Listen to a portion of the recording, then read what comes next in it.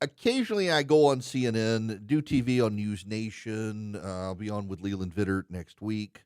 I enjoy not being under contract on TV now because I can say no. When you're under contract, you can't really say no. And I don't get paid to do it, but I don't mind doing it. And I was on with Aaron Burnett last night on CNN, and it just kind of, I don't know. It's a frustration in my mind when I hear some of the conversations on TV these days that just seem kind of out to lunch and like this isn't a grown up conversation. So, for example, last night, the introductory conversation was on, will Elon Musk be at the cabinet meeting? Donald Trump had his first cabinet meeting today. And it really was. It was like a criminology for the media. If he was there, if he wasn't there. And they asked me about this. So with some shows, not every show. So like when I do Leland Vittert's show or I do Jake Tapper's show on CNN, I just go on the show. I know the topic. I go in prepared. With other shows, if I do Aaron Burnett's show, sometimes Anderson Cooper, occasionally on Fox, I do a pregame interview with the producer who kind of gets my thoughts encapsulated for the show. And they asked me about Musk in the cabinet last night, and I said, I think it's kind of a dumb story. No offense, but if he's not in the cabinet meeting, you guys are going to do wall-to-wall coverage of what does it mean. If he is in the cabinet meeting, you're going to do wall-to-wall coverage. What does it mean? And what it means is that he's going to be there because he actually is a significant part of the administration, but only for the next couple of months, which keeps being devoid and lost in the conversation. Elon Musk is not going to be in the cabinet. He is not a cabinet official, but he is at a senior level where he's calling shots and shaking things up, and he gets to be in the cabinet. He's also a celebrity, and I'm sure all the cabinet members wanted to meet him. The idea that it's some major national news story, though, no, it's not. And the obsession of the media over this is I think, kind of an example of why nobody really pays attention to the American press corps anymore. They've lost the ability to separate what really matters from what doesn't matter.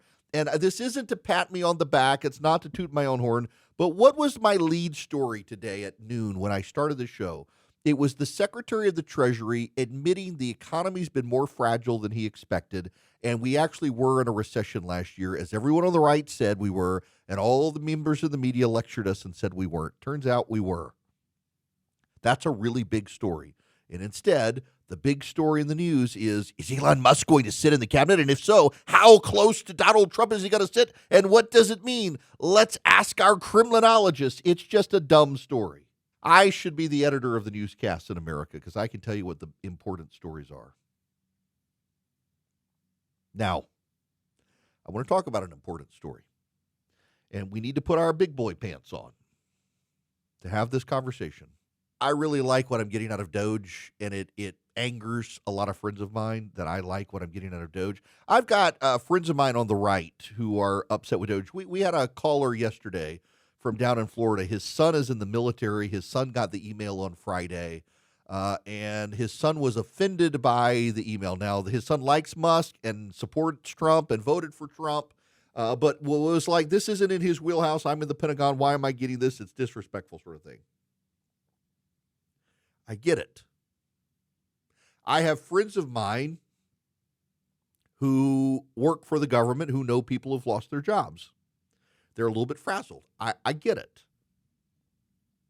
I try, even when I don't agree, to at least exercise some basic empathy. I want to put something on the table for you to consider. And I want you to think about eating. Let's talk about food. You know, people do those weight loss shots now. And I swear to you, I tried them, and I must be the only person in America who didn't lose weight. You know how I lost weight?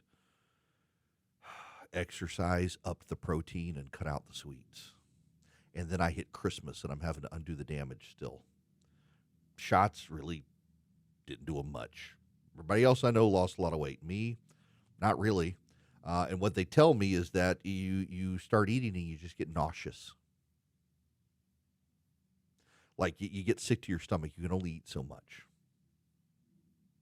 Now let's step back and take you. Let's just do a hypothetical.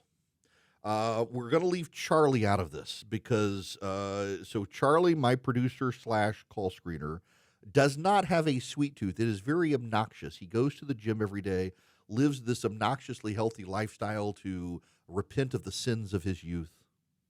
And he's just not a sweet guy. He has no sweet tooth even. Doesn't like dessert. Like my wife makes amazing desserts. He comes to my house and it's like, no, I'd rather have the broccoli. It's very, very weird. If I knew this about him before I hired him, I wouldn't have hired him. But now that I've hired him, my wife likes him and I can't fire him. It's a very difficult position for me to be in. My kids like him. It's very, very difficult. But the rest of you, outside of him, let's say you sit down with some dessert. What's your favorite dessert? An apple pie, chocolate pie, a cake, Oreos, Snicker bars, whatever it is. And you start eating. And you eat, and you eat, and you eat. Not eat, but you eat. You eat. You get sick, don't you? You get sick to your stomach. You get a little nauseous. You get a little queasy. You get a little Ozempic feeling. Or you just sit down for a feast and you start like Thanksgiving. You sit down for Thanksgiving. You got your sweet potatoes, your mashed potatoes, your mac and cheese, your green beans, your green bean casserole. What else? You got your nasty cranberry sauce that's come out of a can. Ugh. You got your turkey. You got your dressing. And you start eating, and you're full. You get full quick. You're sitting down. You have this meal once a year. You gorge yourself. You get stuffed. And you get a little queasy. And now you're like, have you lost your mind, Erickson? Where are you going with this? DOGE. I'm going to DOGE. We have been sitting here since January 20th at noon, gorging on the feast of deliciousness from DOGE. We have been inhaling the brownies and the sugar from DOGE. At what point, not you and me who have the tolerance for it, at what point do the middle Americans who voted for Trump, they're kind of Trump skeptical, but they really hated Biden, do they start feeling a little nauseous? Because you get this, you and I don't actually matter in this conversation. They do. Why don't we matter? The electorate moved from a 5-point advantage to Democrats to a 2-point advantage for the GOP. And that swing came not from Republican voters, not from Trump voters, but from independent voters who were like, I'm comfortable identifying with these guys right now. And why were they comfortable identifying with the GOP? Because the Democrats, I can't say the word on radio, but let's just say it begins with an A and it ends with whole. That's how they came across. They could not care less about your financial condition. They wanted your sons to be able to play in your daughter's sports. They could not care less that you lost your job. They wanted you to be able to have your gender identity and pronoun of your choice. They could not care less that you were mugged in the streets. They wanted to make sure that it was not a white police officer who showed up in your neighborhood. They could not care less about where your kids went to school as long as they were having rainbow flags shoved in their mouth and poured in their libraries. They came across as a-holes. I'm not saying the word, can't say the word, bad word to say on radio, but you know what I mean. Brain biblical donkeys. Something Balaam knew about in Numbers, except not wise. And these voters shifted from a 5-point Democratic advantage to a 2-point Republican advantage. But they're not natural Republicans. They're not natural Trump voters. You and I have the capacity to gorge on the delightful deliciousness of DOGE's wrecking ball in government. I mean, Elon Musk is a veritable Miley Cyrus, coming in like a wrecking ball, taking it all out. It's fantastic. I enjoy every day I wake up for Schadenfreude deliciousness, watching them destroy parts of government and seeing the meltdown of the media as these people come on and say, I was in charge of the gender studies department of the IRS where we could transition your tax return and add a female genitalia to your tax signature if you wanted it, and I lost my job.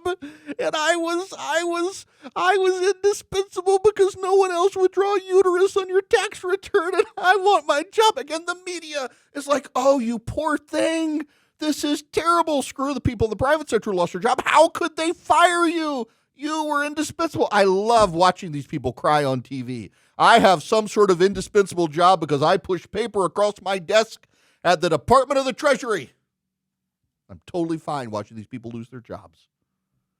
I don't like to watch. I feel bad for Joy. I'm that sort of person. I'm glad she lost her job, but I also feel bad for her. And I know I shouldn't. I know it's just me. It's me. I feel bad when people lose their jobs and at the same time can say, but you deserve to lose. I'm sorry, but you deserved it. But at what point do the swing voters who swing in our direction be like, this is a little callous. This is a little cruel.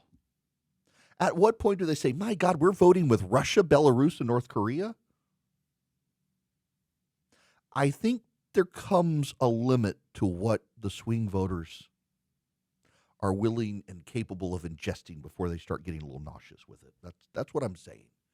And I'm not applying it to you, and I'm not applying it to me, but you and I together can't win elections. We need those people too. So I want to say this to all of you.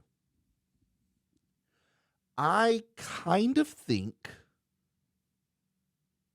that we should let DOGE have its way. We forget that Elon Musk is because he's a special government employee, he's only in government up to 180 days, and then he's got to leave. So this is a short-term thing. So to the Republicans, I would tell you, let it play out. He's got half a year, and you know what? No one's going to care about this. By next year's election, yeah, okay, the fired government employees who live in Northern Virginia are still going to be mad, and the Republicans might not have a good off-year election in Virginia this year.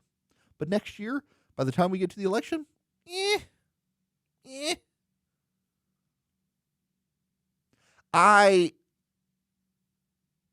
I'm concerned